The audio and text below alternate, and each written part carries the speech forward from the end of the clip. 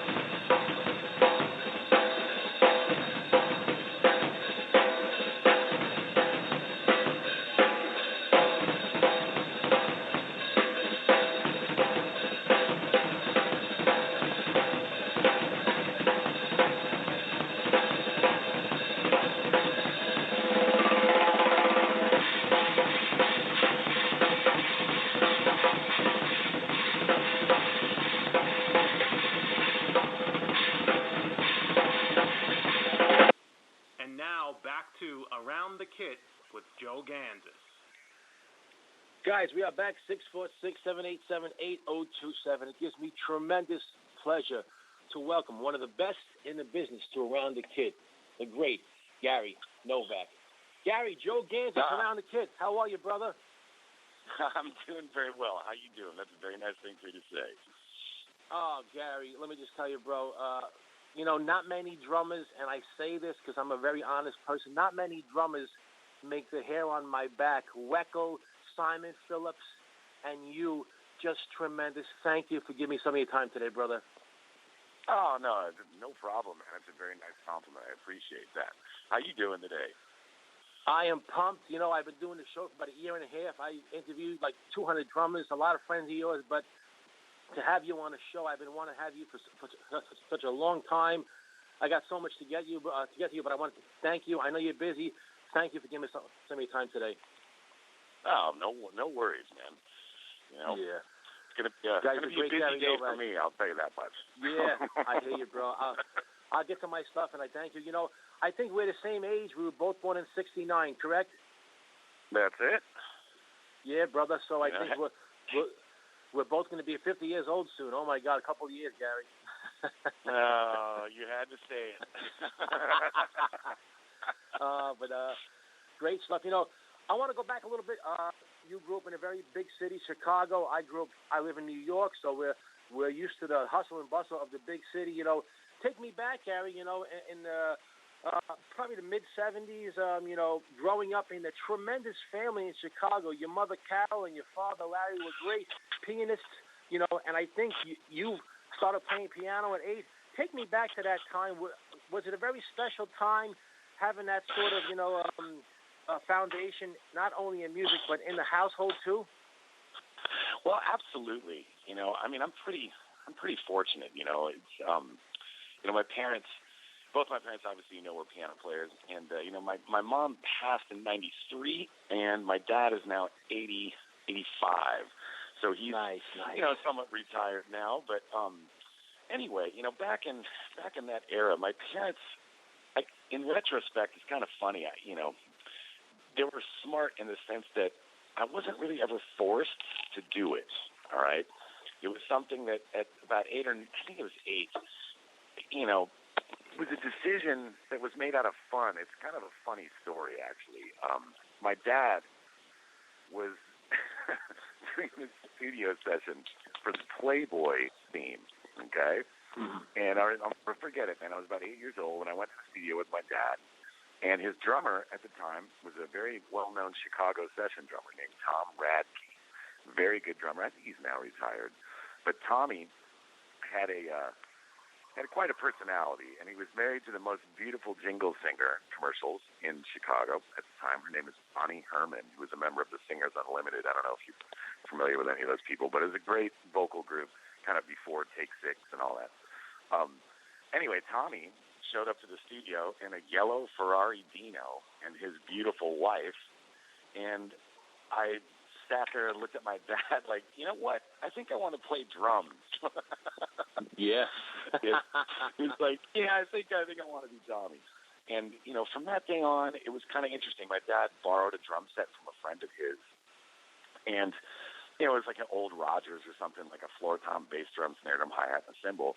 And the first thing that I remember ever trying to play was like, 55 and the ride cymbal. And my dad was like, well, maybe he has it. Maybe he should, maybe we should encourage it. But he never forced it on me. I was never forced to practice. I didn't take lessons till I was around 10 or 11. But just music was always around the household. My dad would have rehearsals. All the guys would come over to the house. And it was just something that was around all the time. It's almost like, I've got a couple of friends that have, professional sports history. And it's amazing how much,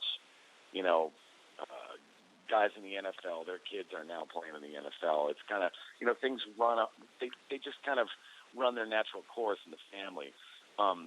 It was a pretty special time, however. It's interesting that you say that because in the 70s, music was, I wouldn't want to say at its heyday necessarily, but there was a lot of great music going around at that time. Yeah. 1977, 1976, and, I got to hang out with my dad when he was conducting for Buddy Rich and the orchestra. I met a lot of different people at that age. Louis Belson would come over to the house because my dad worked with Louis all the time.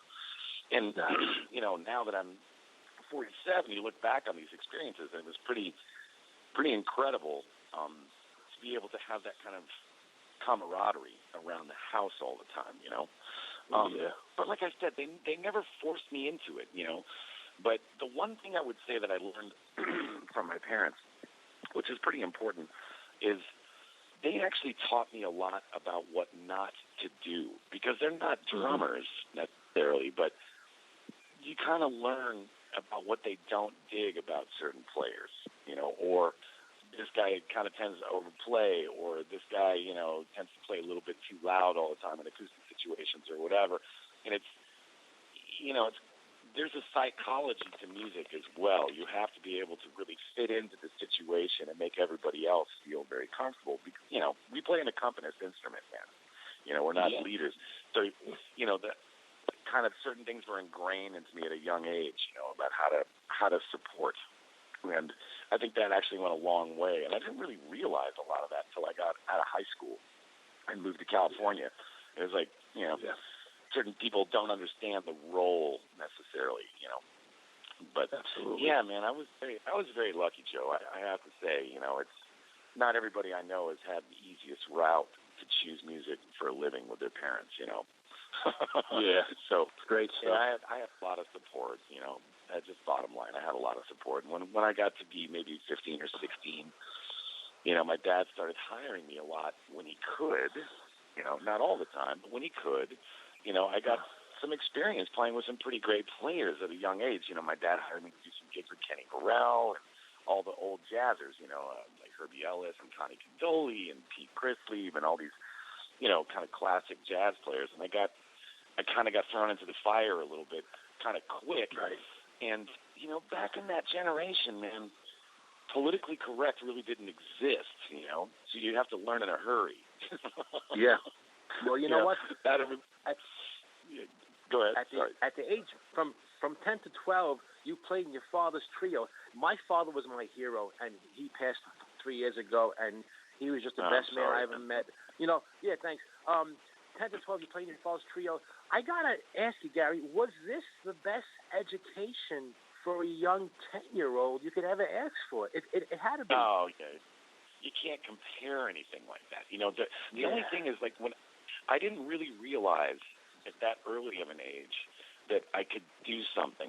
You know, I knew that it was fun and it was like a family thing to share, but I really wasn't aware of the level of the musicians that I was working with until I got to, you know, mid-high school when I started, you know, really kind of understanding. It's like, oh, wow, that's Kenny Burrell, just not my dad's friend. Or, you know what I mean? Yes. I couldn't discern at that age, you know, who these gentlemen actually were. You know, and then, like I said, by the time I was in mid-high school, I started to realize, oh, wow, that's Joe Williams. That's the guy that's on all my Basie records. Or, you know, like there were some moments there with like, aha, you know.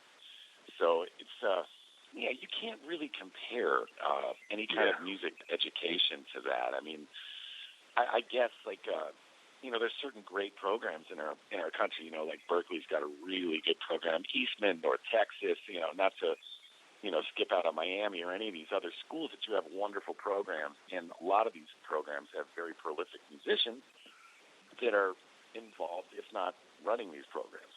And that is a huge advantage. You know, when you actually get to study with somebody who's a real professional, you know, like down in Miami, you have Joe Diversa, the trumpet player, who's like running the jazz department. But the dean of the music school, I believe, is Shelley Berg, who's a great, I mean, he's a happening jazz piano player. That guy can really play. And that's a huge advantage to be able to talk to somebody that not only is a great educator, but can really play. So there's like, you know, I don't mean to get kind of too esoteric, but there's an element to music that's very hard to teach at a certain level, you know, and it's that esoteric nature. You know, you can have all the tools in the world, but how to figure out how to put all that together in a human elements to it, you know, it's hard to teach. You know, I struggle with that sometimes, but some of those guys are really good at vocalizing or putting it into actual vocabulary, vernacular that you can understand. And you know, maybe the fact that I was so young, I didn't really know the difference. That, you know, I don't know if you have kids or not, but boy, do they learn stuff quick without even really realizing it. So, you know, a lot of that stuff came through osmosis almost. I can't really describe how I remember learning a lot of this information, you know, because I was pretty young, you know. Yeah, what you said, Gary, I hope that answers it. Yes, absolutely, and what you said, I'm glad you brought it up. You know, we're always in music. We're always, and you probably do it. I even do. You know, we're always comparing. We're always saying who's better than this, who's better, Weckel or Novak. Who cares? I mean, you know, people. You have.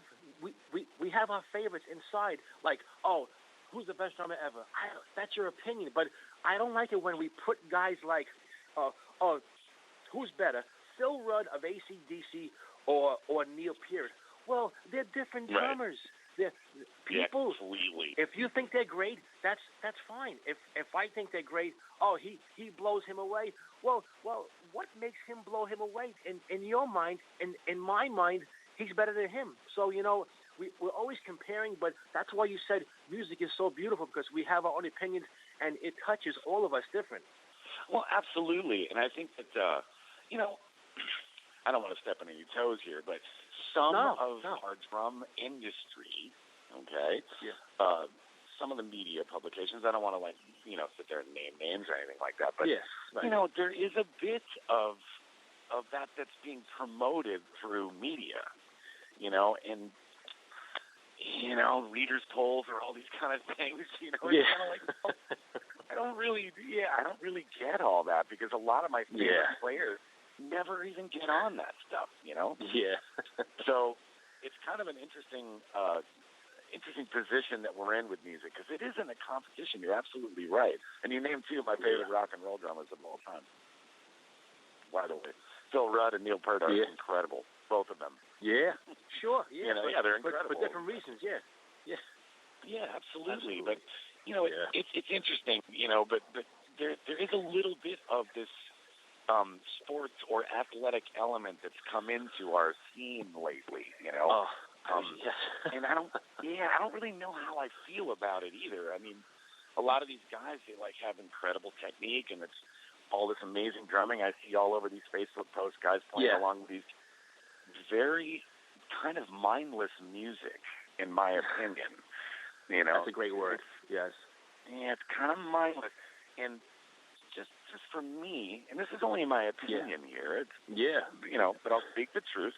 It's a great drummer with mediocre music is exactly that. It's a great drummer with mediocre music. I would rather listen to great music with a mediocre drummer, honestly. Yes. It has to happen as a group. You can't just be some great player with nothing else happening on top of what you're doing, Yeah. And I definitely, some of it's getting a little lost in my eyes. Yeah. I have that on one of my questions. I want to ask you that about 5 minutes, but I want to just, if I can, during high school, you had the opportunity to work with many great musicians. What did you learn about a young Gary Novak back then that you maybe weren't expecting to learn about yourself? That's a difficult question. Well, actually, inherent problems, actually. Sometimes I tend to push a little bit. I definitely learned that now, especially when you're playing a lot of acoustic music, a lot of acoustic jazz, I really didn't get into much modern music till I moved out of Chicago. I wouldn't say that's, let me retract that. I wouldn't say modern, I would say acoustic, I didn't really get into anything electric so much until I moved away from Chicago. So there's inherent things about growing up being a jazz drummer, and then all of a sudden you're thrown into this completely different world of straight-edge style music where the forward motion is less exaggerated. When you're playing backbeat style music or fusion per se that's not swinging, I definitely learned that I had to adjust how I feel the time, because when you're playing jazz, yes, you have to have strong time, but the whole thing isn't to dictate to everybody, completely dictate where it is all the time. You have to, ebb and flow in improvised music like that. And a lot of times in other styles of music, especially when you're slamming backbeats and stuff like that, it's much more of a foundation. Sorry, my little dog got crazy. Sorry. No. It's an ebb and flow in jazz than it is when you're doing let's take for instance like a David Sanborn gig, right? Like a gig like that, you can't necessarily always push forward so hard, if that makes sense. The music sounds a little hyper, if you will. And you don't want necessarily that nervous feeling to certain kinds of music. And coming out of the bebop thing, it was definitely took me a minute to adjust, and really kind of relearn how to feel the quarter note without having it push forward too much. That was a big issue. And, Well, yes. Yeah. I was just going to say, now, in modern music, man, everything is clicks and loops and programming and stuff. So, I've gotten pretty accurate with meter nowadays. I think it's just the nature of the beast. You got to do it. Mm-hmm. But that would be one answer to your question. Yeah. But maybe others on a personal level. Yeah, sure.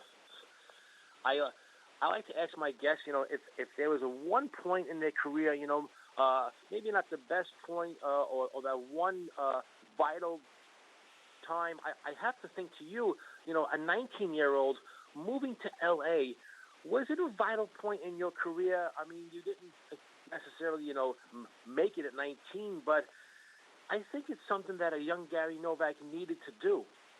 Oh, no, absolutely. But it's kind of an interesting thing that made me choose California. My dad really wanted me to move to New York. My dad did not want me to come to the West Coast. But I don't know if you remember a guy who sadly passed away of a accident. He actually got hit by a car. There was a man named Steve Edelson who ran Yamaha drums for a very long time. And Steve actually was in my mom's trio when she was pregnant with me. So it's kind of a funny.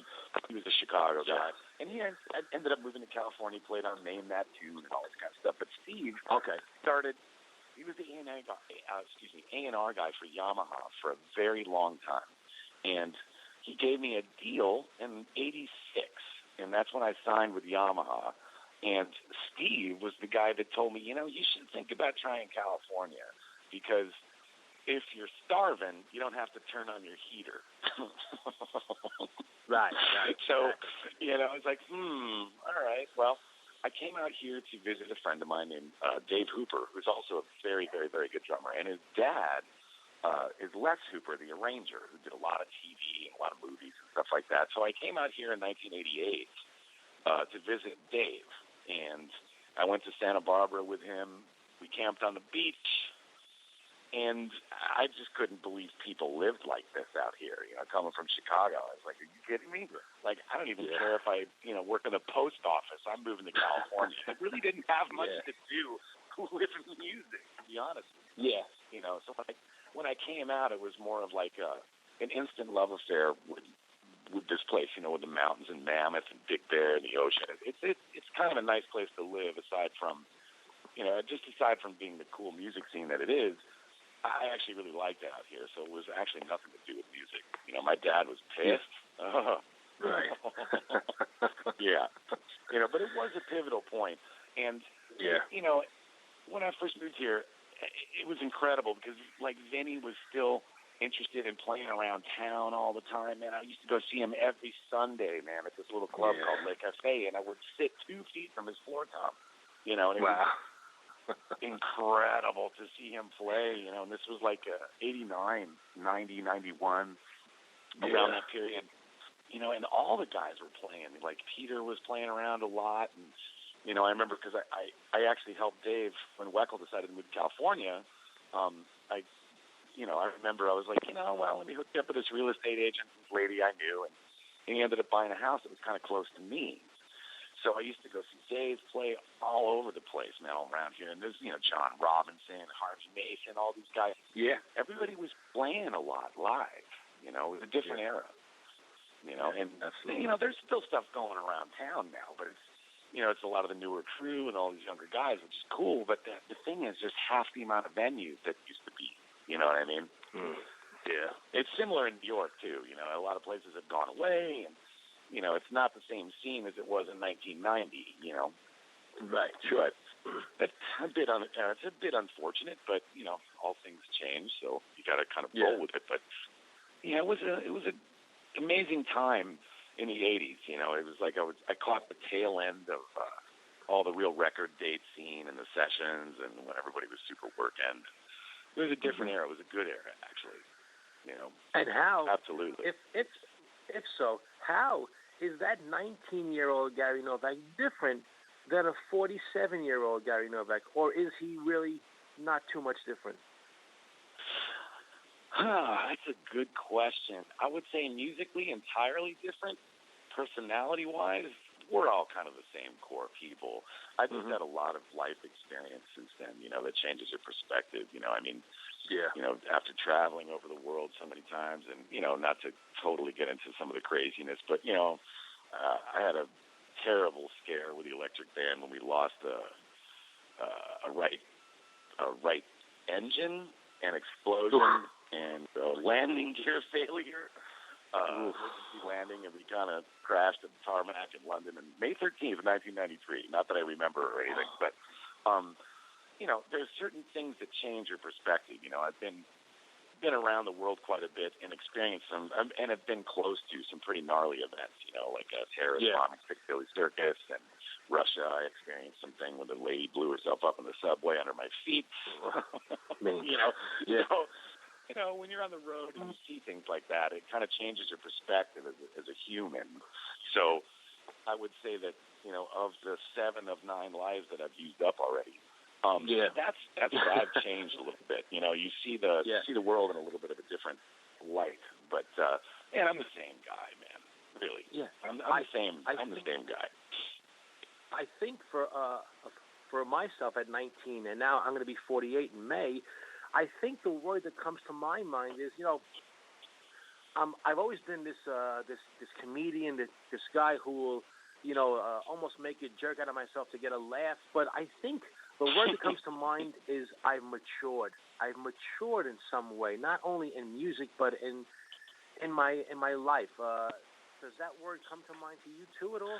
Well, yeah, absolutely. I mean, you can't help it. Life experience just kind of kicks you in the butt, and you go through these growing pains and you change. I mean, a lot of the maturity for me came out of just almost being scared into having to grow up. Like for me, I'll forever be a kid, but it's when you deal with kind of heavier issues like that, that'll definitely scare you. Scare you into a different perspective. Musically, in terms of maturing, absolutely. Things have changed quite a bit. The only thing for me that I wish that I could get back into, and it's just time oriented.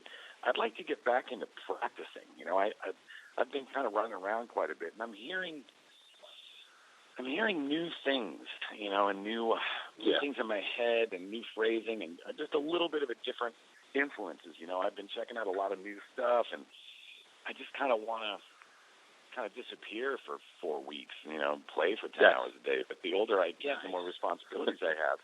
It's hard to do that, It's hard to find the time. I know.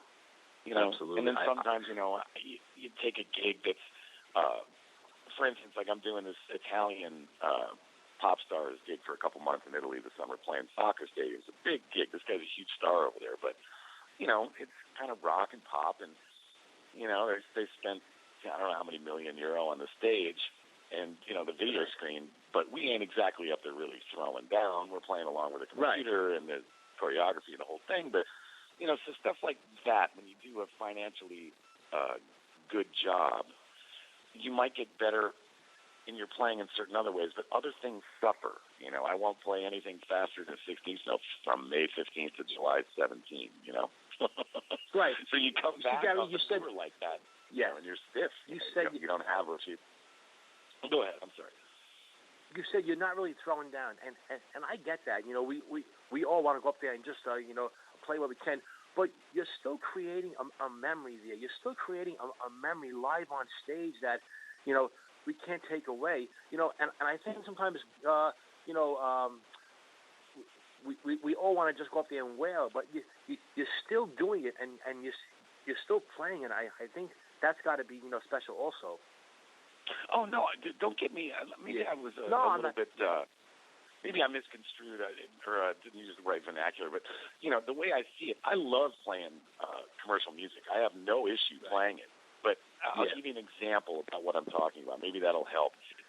The last time I did this Italian gig, I was over there for almost 7 months straight playing this music. And I got a call from my friend Wayne Krantz and Tim LaFave, like, Keith, have to bail on this tour. Would you do it? Because sometimes, the European promoters are funny. They won't necessarily let the leader replace the sideman with who they want. Not that they didn't want me, but they want somebody with somewhat of a name so the tickets will still get sold and the whole thing. So I was like, okay, I have a break. I'll just meet you guys in Germany and we'll do these 3 weeks. And, I hadn't played improvised music for almost 7 months. And, I was also playing in stadiums, and you're playing really loud, and certain parts of your playing get stronger, but other parts of your playing may not get stronger. They actually fall apart. Yeah. It was the weirdest thing to start playing a piece of music that has no vocal, no melody, really, for instance. We're going to improvise for an hour and a half every night. Yeah. And it was like, wow, I have to really make this happen because, the music isn't dictating what you can do. You're making it out of the ether. And that was something I found a little scary. It was like, oh, wow, man, I don't have what I did 6 months ago because I've been doing this other style of music. And, my sound was huge, and my arms were feeling like, a lot stronger from playing rock for 7 months like that. But, some of the detail, some of the fine detail, playing softer, being able to play, super broken figures and come up with it. If you're not using that language, it's amazing how rusty you can get, maybe for me it's just it can be frustrating because I flip-flop from a lot of different styles of music. Other guys that don't do that, I don't know if they go through that same psychosis. You know, if I'm playing rock and roll for 6 months, man, I got to come home and, you know, play with Billy Childs. It's not that easy sometimes, you know. It's like, wow, I can't play soft, man. You know? Yes. Something tells me it took about 5 minutes for Gary Novak to get back into it. I don't know, man. I've had a lot of broken bones from dumps done in my life, man. So the older I get, sometimes it's like, ooh, it kind of hurts, you know. But you know, it's just interesting. You know, I play a lot of different styles of music. You know, a lot of rock and roll. You know, a lot of like hip hop stuff I've been doing lately with a couple different producers. They come into my studio, and sometimes I'm playing live drums, but I'm doing a lot of programming too, and you sit there and, you know, if you don't play a lot, the older you get, you know, things get stiff. You know, it's important to kind of keep loose and you know, practice in the pad or whatever your regimen is that you have to, you know, keep your chops going, you know, because that stuff does go away, man. I'll be the first to admit it. You know, I'm not going to front. Yeah, your resume is tremendous, and I've been researching you for months. One question, I couldn't find the Ozzy Osbourne connection. Is there one, or is that a misprint? That's a misprint, okay? Okay, but it's in your... No, what happened was I was playing on a what you call it, this record for an artist, Rob Zombie, all right? It was a record called Sinister Urge. And I played on a track with him, you know, and then everybody, like, somebody took that in a resume that was like, oh, he played with Ozzy Osbourne. I said, man, he was a nice guy. We hung out in the studio for 7 hours, and I played on 6 tracks, and he was on one of them. You know, that was about it. You know, and some publicist kind of ran with it, like, oh, you played with Ozzy Osbourne. I said, nah, not really, man. He's a nice guy. Right, yeah. He was really nice. Yeah. We talked about it before, and it's something that's so passionate to me. And, guys, we've been having an education half hour with the great Gary Novak. He's been so nice to give me some time today. You know, today's drummer, Gary, and I don't want to say the wrong thing. There are some great, new, young, talented drummers. But, you know, do you like what's going on today in drumming, especially with the new generation of drummers? You know, I think sometimes it's almost like, okay, I'm going to count to 4, and I'm going to play every note I can for the next 2 minutes. Listen. Yeah, I mean, it's a sore subject, players. Joe. Yeah, I mean, they're great players, but I got to tell you, Gary, after like, I'm not even kidding, after like 10 seconds, I press pause and I go to a different video. Talk to me about today's drummer, and are they educated and balanced enough in your eyes?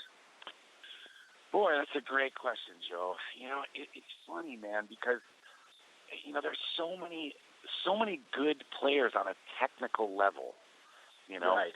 On the technical side of it, it's really phenomenal what these guys can do. I will start by saying that I get lost in the sense that a lot of them, they're all kind of playing very similar. There's not a lot of difference in the approach to the music. So it's kind of like, well, if you hire that guy, it's very similar to this guy, and that guy is very similar to that guy. There's not a lot of, like, individual voice out there. Some of the younger jazz drummers, however, though, I think are playing some pretty forward and creative things. I'm talking about more the chop guys you see on all these videos. The problem with that, and there's a problem, is that there's so much focus just on that I think that there's a lot of lack of understanding of how to really fit in musically. And the big problem beyond that is a lot of these younger guys, you know, and I don't want to sound like an old fuddy-duddy, but, like, you know, when I go see Herbie or I go see these bands, I don't see a lot of these younger guys at those shows. I see them going to see their compadres a lot. You know what I mean? There's not a lot of cross-generation bands anymore. It's like, you know, you got your groups that are all in their late 20s or early 30s, and then there's my generation of guys, and then there's the jazz giants that are still alive. But, you know, when I was 22 or 23, I was playing with Chick's band. Patitucci was 10 years older than me. Bob Berg was 20 years older than me. So, you know, it's like spanned a generation of age groups. And it came together and created this kind of cool mixture of elements, you know, and I just don't see a lot of that in music. I see a lot of separate age groups that don't really hang out together, and that's upsetting. That's kind of upsetting to me. You know, it's strange. Yeah. You know, I play with one of the greatest guitar players in California, this guy Mike Landau, right? He's incredible. Landau's incredible. And, like, when we play gigs, it's like, why don't I see every 20-year-old wannabe musician, guitar player in this club? You know, I don't see them. Same when I play with Robin Ford. You know, it's kind of interesting that there's, like, a lack of interest in some of the greats, you know. And I don't really jive with that so well, you know. It's like that's the whole thing about music is it gets passed from generation to generation, and we learn from those people. You know, it can be kind of weird, man. It's almost sad in a way, but again, it's people's opinions. I have to respect it. You know, you'll see this kid who's 22 years old, and he's going around the set like for 2 minutes, and then you'll see all the comments on social media. Wow, he's tremendous. Yes, but you know, and that's your opinion, but you know, I have to say, you know, what's so tremendous about that? To me, it's just almost like compiled noise in a way, and I just it actually turns me off. No, I'm with you. I kind of have resisted from all of that, you know, and it's kind of strange that, you know, we've been reduced to videoing ourselves, and you know, there's a lot of narcissism within that too. You know, it's kind of like check me out kind of thing, and I never really was around any of that when I was that age. I was, you know, I always thought of that as kind of an arrogant perspective, but that's what we've been reduced to, honestly, Joe. I mean, there's such little business left for these guys. You know, it's very interesting. Like, you look at some of these guys that are clinicians. Like, I don't want to sit there and rip on people by name, but some of these big clinicians for these companies, if you look at their, like, artist direct, you go on the website or like any allmusic.net or whatever, and you look at their discography, and these are people that are out there teaching clinics and stuff, and they've played on like 3 records. You know, and it's and Gary, kind of amazing. You just did it again. You just did it again to me. You got my blood boiling. I see so many. Wow, you just got me going on educators. We think because now all of a sudden we can educate, we can teach. Now we want to listen. If you make a living, more power to you. You need to make money. I understand, but I find people. Oh, I've been playing. Now I want to teach. Now I want to educate. But what have you done in your career? I don't want to name names. There's people out there who have been on my show, which I'm not going to throw under the bus, but. You know, now we want to be an educator. All of a sudden, you know, I think there has to be some process, you know, before we get to that level. In a way, I don't know. Well, yeah, that's a big point. You know, it's like if you're talking to these kids, like I've seen some of these clinics, and the things that have come out of these teachers' mouths, it's like it just makes me kind of almost feel nauseous because it doesn't make much sense, and it's obvious that this kid, I call them kids. But it's obvious that they haven't really had their butt kicked by, you know, some world-class famous jazz musician. I mean, you know, when you stare down the pipe across the piano and you see Chick Corea looking at your face every night, it can be kind of intimidating. Or Joe Henderson, you know, or somebody like that. It's kind of like, you know, you learn from those people, and it seems as if none of that matters anymore, you know? Yeah. And pretty upsetting because I don't know if it can really ever turn around. If you kill off an entire generation of knowledge, it's lost forever. And it kind of seems that way at this point, at least on our instrument. Now, if you want to get into piano players and saxophonists and guitar players that deal with changes and chords and all kinds of different things you got to learn just to be able to play a blues in 12 keys. You know what I mean? There's no way to really BS your way through that.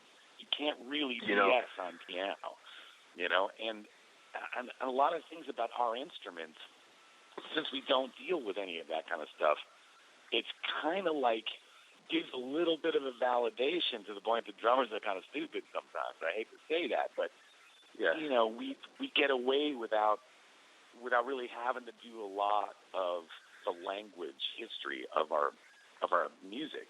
And what I mean by that is just like take any drummer, right, and you sit them down with a real book and just learn Satin Doll and then learn it in all 12 keys. And I guarantee you that's going to be as much work as it is transcribing the Black Page, if not more. Right.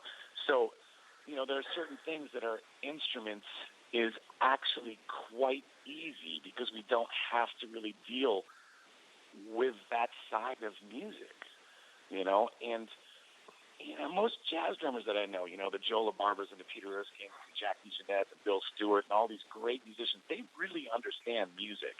And I don't know so much if the modern guys are even really aware of how much effort goes into being prolific in that language. That's a great point. Yes, absolutely. Three of my favorite musicians.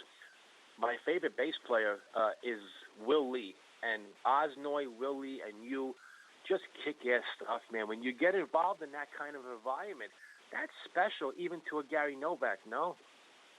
Oh yeah, absolutely. When you get in a bandstand with people that are absolutely fluent in the language of creative music and the 12-tone system, it's so free, and it's amazing the kind of improvisation that you can come up with when people really understand that language. And, there's a bit of that's being lost, Yes. But, I'm not going to lose all hope necessarily, but I know. We're in a strange period, man. And the sadder part about it is that financially for a lot of these younger musicians, they don't really understand that, there's been a lot of money that was made in this business, and at this point, a lot of the opportunity for that is really no longer around. And, if you're going to do this for a living, then you better get prepared for a hard run. I mean, for all of us, I don't care who or how famous you are, all of us have been hit. Absolutely. There's no two ways about it.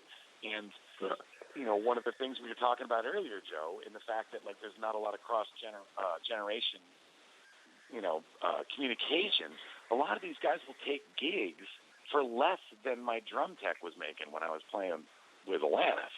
So, right, yeah. You kind of need to learn from the guys around you. It's like, don't take gigs on that huge pop stars thing. That guy who's selling T-shirts is making 5 times what you're making in one night. Yeah. You know what I mean? But Gary, we could talk for hours. Oh my. We could talk for hours. I mean, we just keep going. Oh my God, we got so much to talk about. But I know you got to get going. I got 2 more questions, and I can't thank you enough, brother. Gary Novak, if you could do it all over, brother, if you could do it all over tomorrow, would you mimic the same career or be in one band that's the best in the world? Ooh, that's a good one, man. That's a really good one because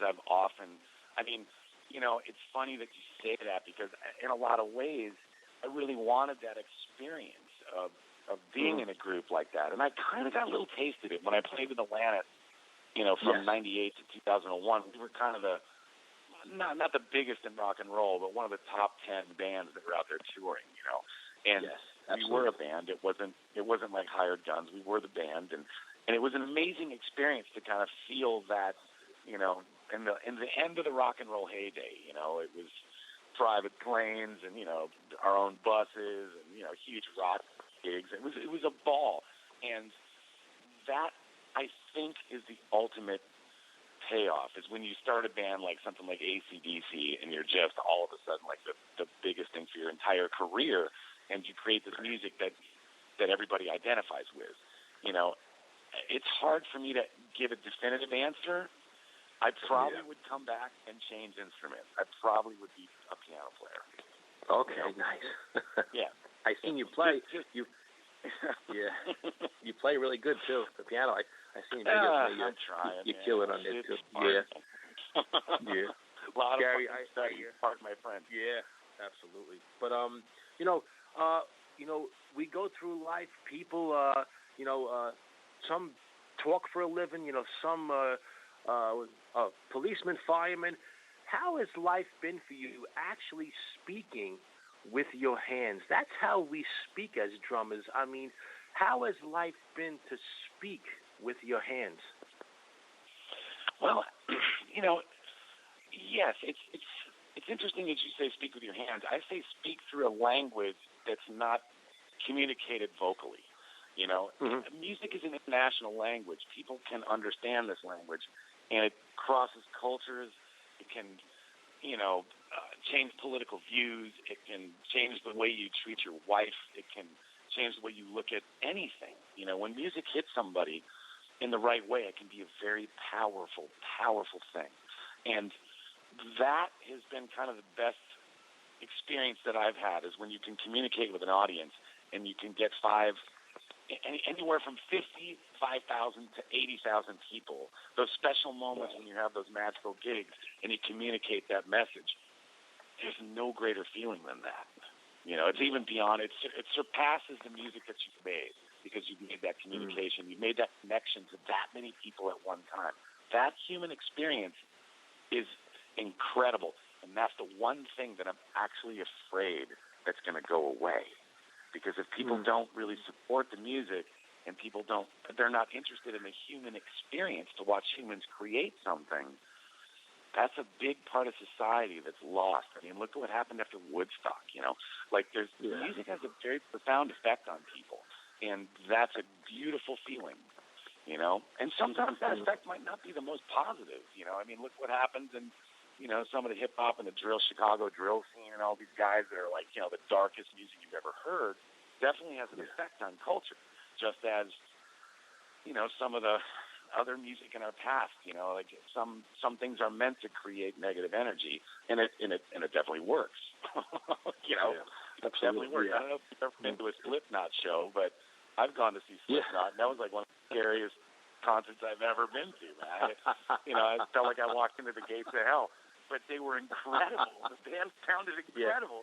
But, the energy that was in that room was powerful, man. And I don't know if I really identified with that energy, but take it or leave it, it had a large effect on people. And I think that as humans, we're not necessarily always, totally tuned in to how things affect us, And music's a powerful thing, man. It's a really powerful thing. And that's the high that I anyway. I hope you got something question, there. Gary. Yeah, awesome stuff, man. I think me and you could talk for hours, but my last question. Oh, yeah. Do you like taking chances behind the set, no matter what the outcome is? The older I get, yes.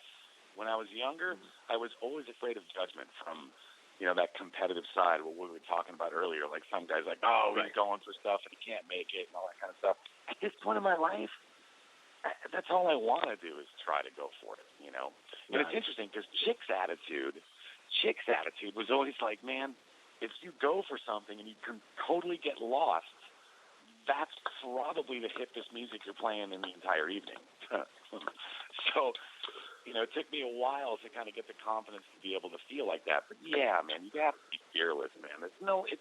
Music is, it's performed and it's gone into the ether immediately. It'll never happen again. Yes. So why not try it? Yeah, because I always look at this. Would you rather take a chance and maybe not succeed, or always wonder if? So I'd rather take a chance, and just whatever happens, rather than go through life saying, oh, what if I would have, what if I would have this, and so I see just take a chance, and I guess whatever happens. Absolutely. There's no sense in not doing it. And, like I said, we all have that little voice in our head that kind of questions. Nobody's exempt from that.